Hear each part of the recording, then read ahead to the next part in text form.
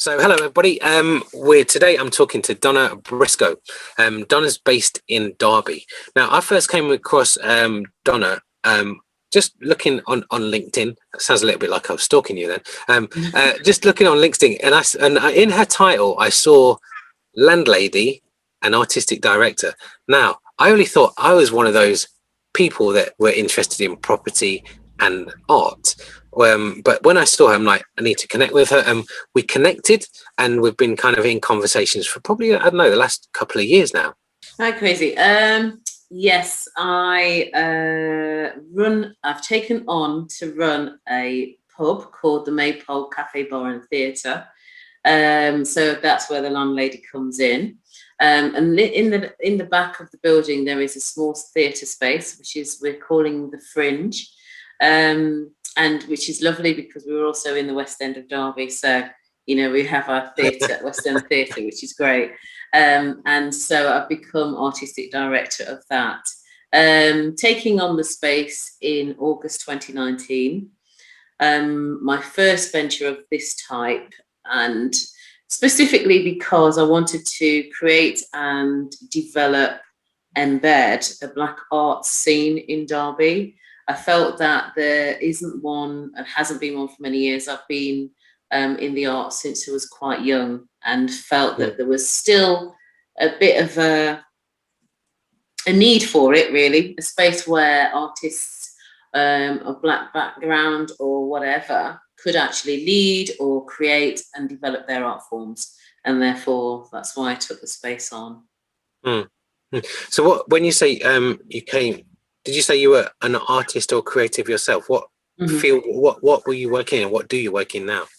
I wanted to be, in the beginning, I wanted to be a dancer. That didn't work out, but I've been a performing artist over the years. So that might include theatre, but most specifically now I sing. I've been singing for about 28 years. And maybe not that long. But yeah, off and on, in public less.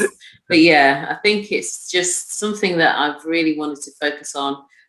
Genres are covered at the moment. I've got right into jazz, and I think there's a good jazz scene in Derby. So we're trying to get some real development programs in place there so that we can have in-house jazz. And I've been fortunate enough to be able to be singing when I'm ready. So yeah, it's something that we're looking at and developing. Cool. So was this something that you had on your radar to do, or it kind of happened and you were prepared for the opportunity? Because I don't believe there's any such thing as luck. Because if you're not prepared, you don't believe it, you're not going to do it. So I think something that you were thinking of. Yeah, I've had the idea of having a building for years. I graduated probably about. I went to uni late, so 2003 I graduated, and then I thought it'd be great to have a building, only because, yes, even then I wanted to do what we used to then call BAME work, because I still felt that the young people were missing out. So fast forward, I'd been out of the arts for many years because just didn't get any opportunities. And then when I saw one, I took it, but didn't get through my probation. So I was like, oh my God, I don't know what to do. But I went on to Universal Credit. I was actually in a position where I was able to write, with their support, my business plan. So I was still on Universal Credit, but developing my arts organisation called EMBA, which is East Midlands Black Arts Associated, and then raising my profile as a singer, and just starting to really plug it on Facebook, Instagram, all of those things that are there social media wise to try and raise a Black scene in Derby. And then, as it happened, I drove past the building, messaged them, said I had a business plan. That was in July. August, I picked up the keys. Wow. Yeah. Wow. That's amazing. I think, that's testament to that kind of thinking out of the box, because I know a lot of people think, I know I've come across a lot of artists like, oh, I'd love my own space, I'd love to do to have my own space, and I'm all open to help them do that, because I'm really interested in having this network of spaces that are focusing on diversity, black arts, but for us, it's that our kind of remit is that the space is equal, and it's for the culturally curious. If you're just Yes. blinded by Yeah. your own culture, and you don't want to go anywhere, then that it's probably not the space for you. So I'm Yeah. interested in actually linking up those spaces digitally. So if you've got something on in Derby, we can experience it in Southend, because we're, Yeah. you'll live stream it. So those Mm-hmm. audiences that are small, especially after COVID, or the restrictions, actually they expand because you've got this network of other spaces that are doing what we're doing. So Mm-hmm. I'm kind of trying to build that network of other That'd be spaces that great. are going to be on that network. But I kind of wanted to just go back to that idea of like spaces, and it doesn't really, sometimes it doesn't go any further than people say, oh, I'd love to have a space, because I'll say to them, well, actually go and find one, look on Rightmove or Zoopla or Property Gazette, find one and I'll help you. And even at that stage, nobody comes back to me. It's really I'm so passionate about helping people kind of get their own space, because like you say, as we spoke off screen, there's not necessarily this I suppose integration with some of the leading Mm-hmm. arts organizations, where yes, they might have posted a black square last year saying Black Lives Matter, but Mm-hmm. do they? If there's not been any change in their organization, Mm-hmm. anyway, I'm waffling.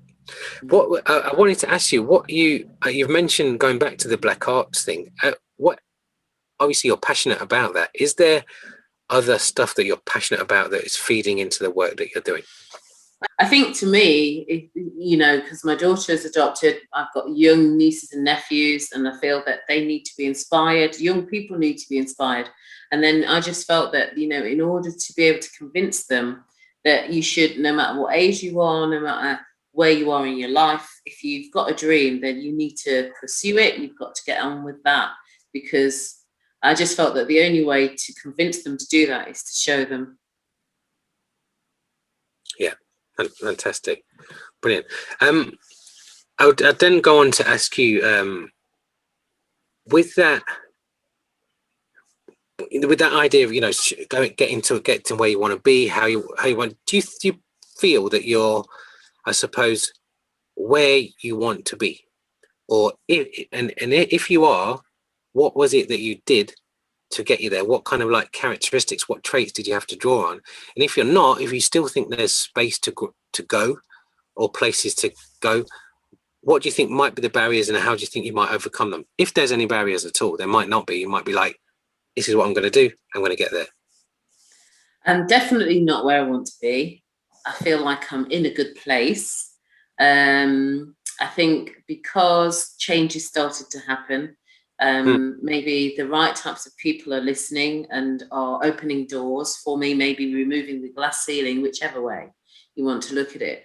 But I'm getting to be around the right types of people that can make the type of change that I would like to see happen. I'm not an authority on it, but I think for me, it's about just showing that in order for change to happen, you've got to have the right conversation. I think sometimes the thing that holds you back is not knowing the right people. And that's been said many years, many times over, so it's who you know. But I think sometimes as well, you might know the right people, but you may not even ask the right question. So it is also a two-way street. And I think as well, in order for me to progress or to see further change, I would like to see, say, a different strategic approach to the arts in terms of its cultural achievements and the creativity that we see, the creativity that's available to us, the development that's available to us, the education. And I think that is also about, anyone can dance necessarily, but not everyone can afford it. Not everybody is kind of inspired in the same way. So it is really difficult, but these conversations have got to be endless. They've got to be embedded in the communities. And I know the Arts Council are strategic in that, and they're talking about create and creativity being you know, what we need as a culture. So then it should be available to everybody. And until that really does happen, then, you know, we're just here banging on about it. So it's good that we're making progress. And I think that's the thing about sustainability. Until we can ensure that progress is continual and is able to change with time and respond to its community, then I think that's when I can say that that's what it's about. Education is incredibly important as well, of you and me, you know. So yeah, I think it's a good thing. Cool. So excuse me. So you obviously you talked about some of the changes. Are they all the changes, or that's just the starting point? Because somebody I spoke to the other day, I said, most artists hate normal, but there's all this talk about going back to normal or going back to the new normal.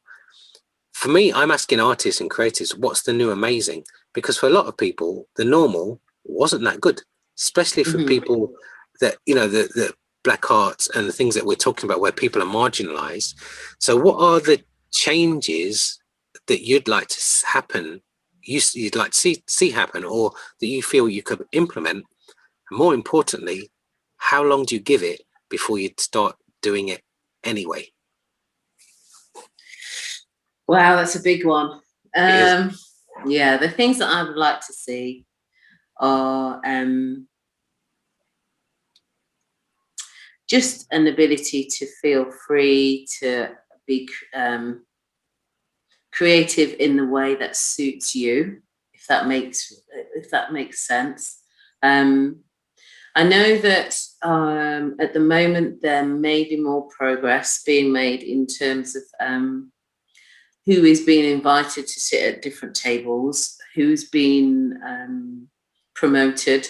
So that will also impact. And I think that is the new amazing, because often people say, oh, I don't want to be the person that's being taken on because I'm the token. And I think some people shy away from that.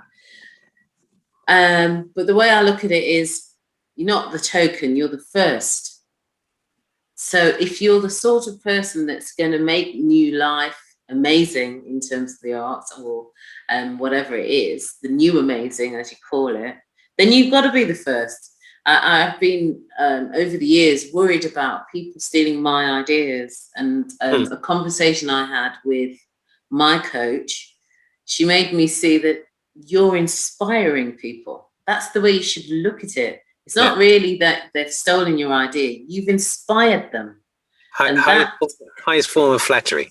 Yes. So I was like, oh yeah, I like that. So it became much more acceptable. Sometimes, I don't know if I'm answering your question right or wrong, but it just feels like sometimes we've got to get used to being like a fish out of water and giving away those ideas that are not fundamental but will inspire growth. And therefore, we've got to feel comfortable with that, because we can't do everything. And that sometimes isn't a bad thing, that you've spoken to somebody and they've ran with it, because that creates a new germination of change. So yeah, I don't know if we will ever get to that point where we can go, okay, it's accepted now, we're at a good level. I think we have just, I read something today, and it was a young person's post actually, and he said something about, when we get to equal, we will all be given the same energy. I thought, I quite like that. Yeah, I quite like that. I always, something in that same vein where people talk about this idea of equality, and it's almost like those that have privilege right now, when they experience equality, for them it feels like oppression.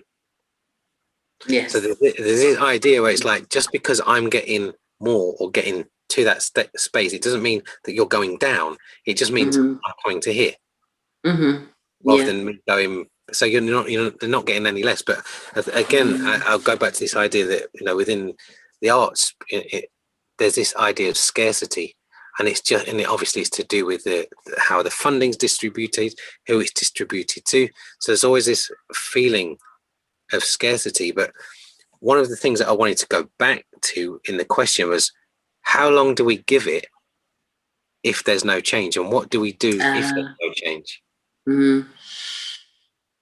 I think a good year. I think a year is about right.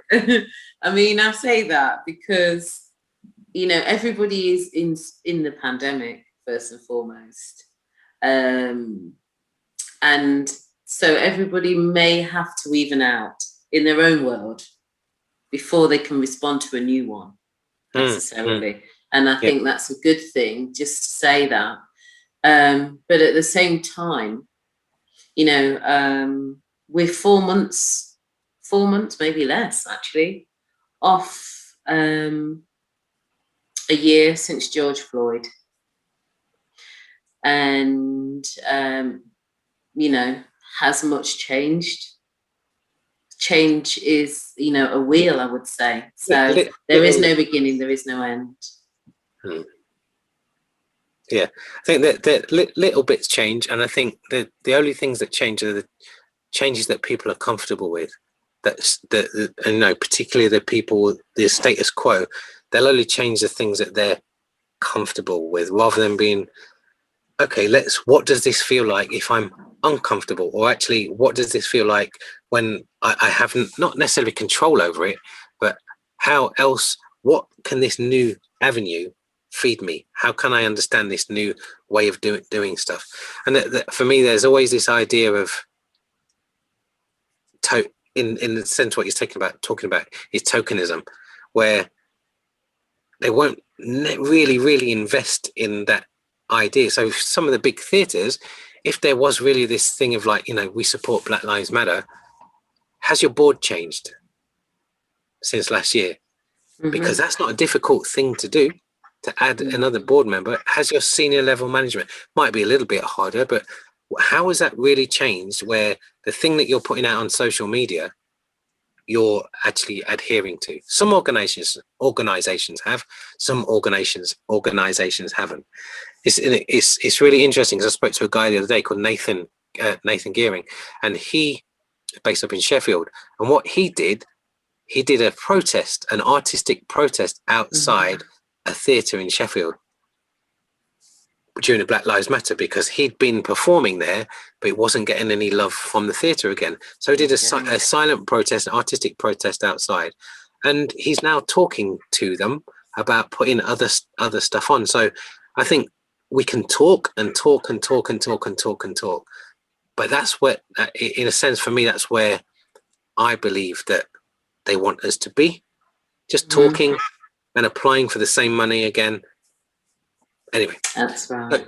But I think what we're doing, especially yourself with the space, that idea of not waiting for doors to open, but just building your own building, or taking on a building where you can have your agenda, and then you will invite those people in, because that's the way, you know, it's that thing of like, we might as well be in charge of the cultural appropriation than somebody else, by doing it the way that we want to do it.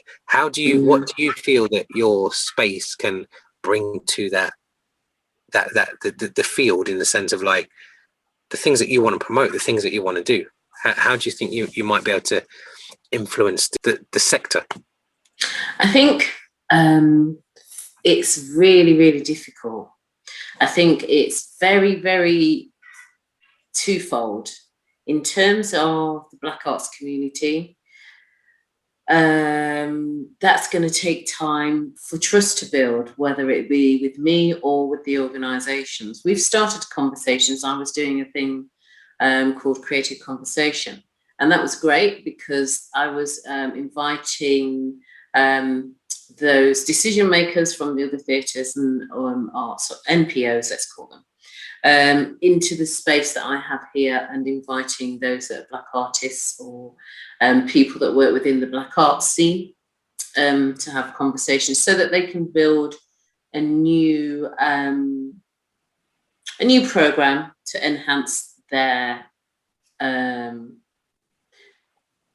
changes that they want to implement, having had Black Lives Matter. Sure.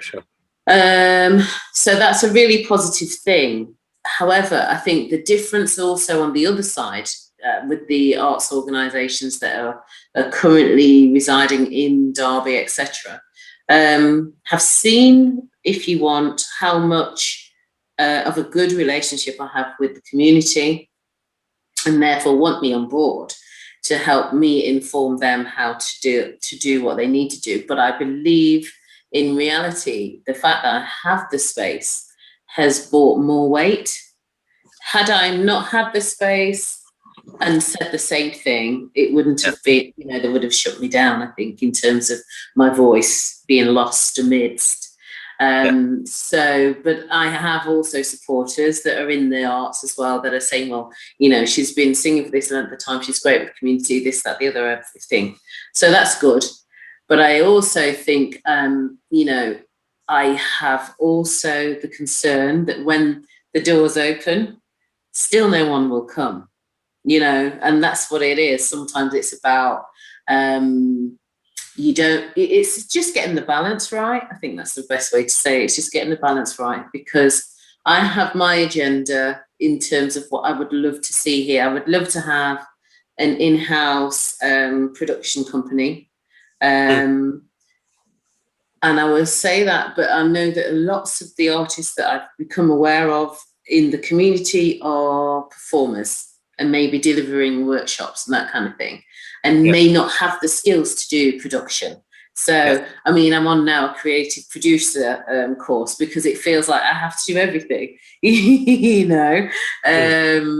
So I've just had the most amazing learning curve for almost 2 years now of trying to just cram everything in, and then I don't sing as much as I'd like to sing, so that's quite difficult. But at the same time, because I have got the quality in terms of my vocal range and all of that, I can also lure the musicians in, so it's going to be a whole lot of different things happening. I just want to make sure that I've got the right kind of team behind me. And that is also another conversation, because it's just one, being able to choose the right kind of people, because obviously they might have the whole will in the world, but they haven't got the know-how and different things. So and then it's whether we do get along, all of that kind of thing. So, and then having my governance in place and so on and so forth, because artistic director and landlady, so which is it, which hat? But it's great. I think it's the best challenge I've ever had. But at the same time, I'm being invited to make more, to add more to the conversations around the whole of Derby's kind of development and its structure and that kind of thing. So hopefully, if the people come in, I can feed it to the right people to make change happen and continue to happen. Is there something in the way that, in the sense that you've talked to about the NPOs and other organizations are coming to you because people on the ground, are you then talking to other people that might be able to animate the space? Because I know you talked about a lot of them are artists. Are you talking about them, talking to them, bringing their crowd, like a DJ? I know you spoke to me a while ago about certain DJs bringing their crowd in. How is that working out? At the moment, we're quiet, but it was last week I had somebody that's a DJ, female DJ, contact me and say, when you're ready, I'm here. And I had spoken to her probably a few months in, and she was a bit, I don't know, let's say she was shy. I won't say that she wasn't going to support, sorry. But yeah, so she was a bit shy, and now she's going, I'm ready to calm down. Whenever you're ready to see me, I'll be there. So, it is a little bit about now I've also been here for long enough, they can see that I'm not fly by night, even though at the same time I'm thinking, that job over there, that's the, CEO that's offering, oh, it'd be a good time to go. Exactly the same. Like, do you stay or do you go? Yeah, and I said this to my friend the other day, and my niece as well, another niece, she's going, well, it's just another hat, auntie. I says, well, I don't know, because I know I'm 100%. I'm either all in or I'm all out. So yeah. Because like say, if you can get that team, you can have a little bit more freedom to be able to do those other things, isn't it? So, handing it over too soon, or often spells disaster because you've not understood it yourself enough to be able to teach other people what you know. But and that's what it is, and that's why I thought I think it was just one of those moments where you just suddenly think, no, it's not the right time. I couldn't. It's just not the right time. But but like you say, having that expertise and those people, the right people to add that do things better than you, that are better than you, that being able to have them people to actually teach you rather than like, well, this is the space. Actually, you're brilliant. Come and work. I don't know what you know. It's so. I think that's one of the things, though. I think that is a bit of a push and pull because I know that's what I'm supposed to do. Yeah. And then those that maybe I'm trying to persuade to come in are going, but you're supposed to know. I don't have to know everything. Don't you see this? I'm saying this to you. Exactly. Yeah, it's interesting. I know you've got to go, but I've got two more questions. Go ahead. That I want to go through. What's one of the biggest lessons you've learned, either from the art or life lessons that you tell your younger self or younger people that might be listening to this? I've had some stuff that's happened in my life that I was very, very affected by. It made me sad inside. I didn't know that, but it did. And it changed me because I felt like I was wearing it, if you know what I mean. And then one of the days I was singing somewhere, I met a friend that I'd been at college with when I was 16. And this was a couple of years ago. I hadn't seen her since we'd finished college. And she wrote about that night when I sang, and she said, you've got a voice that is just destined to fly if you would just move out of your way.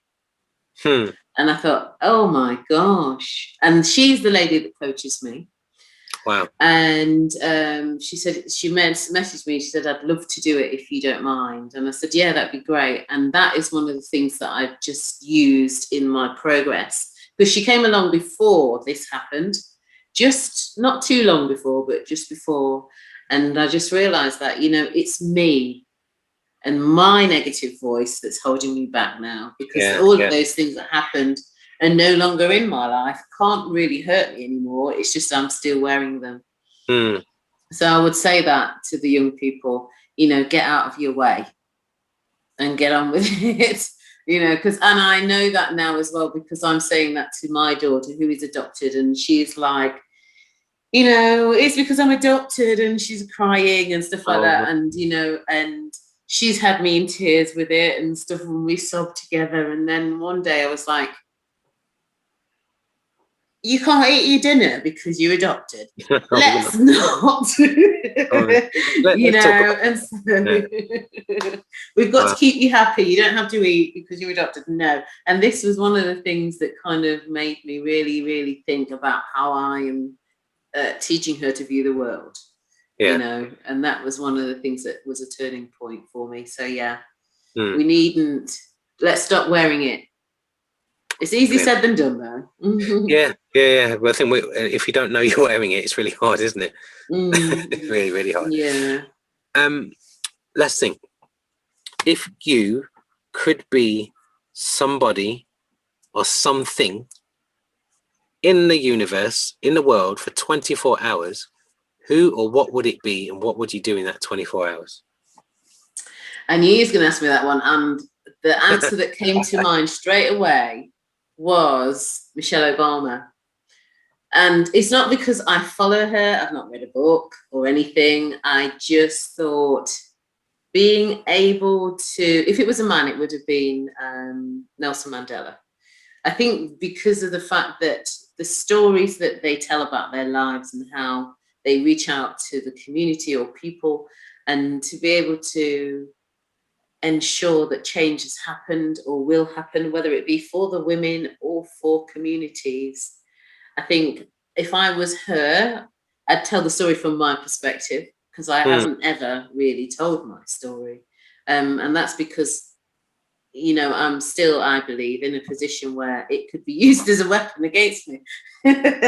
So, you know, because you're vulnerable, you know, when you do talk about those things. So, yeah, so I would do that, and that's who I would be. And probably still have my baby with me, but I wouldn't mind being married to her husband.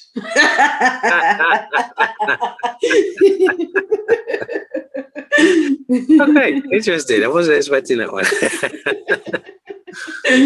Well, Donna, thanks so much. It's been a real pleasure, and I'm so interested in kind of keeping up with the progress of what's going on, just because I feel that, you know, what you're doing, what we're doing, what lots of other people are doing around the country with these smaller independent spaces is going to have so much value, especially with, you know, the bigger theatres having to have reduced numbers until, you know, they get hold of a virus that mutates every year. So it's unlikely they'll ever get. Anyway, that's another subject. Really, that's a good story. So I really think there's a lot of value in these spaces, especially as, you know, high streets, town centres, they're transforming. They're going to be transforming. So it's I'm really kind of enthused by your tenacity of staying with it, rather than going to get a high flying CEO's job. Yeah. But so thank you. We really enjoyed that. And thank you for having me. And I'll put in the footer in around this area. You'll find Donna's contacts, however, if she wants you to link up with her on LinkedIn, anything like that. Is that okay, Donna? Absolutely, yes, please. Cool. Fantastic.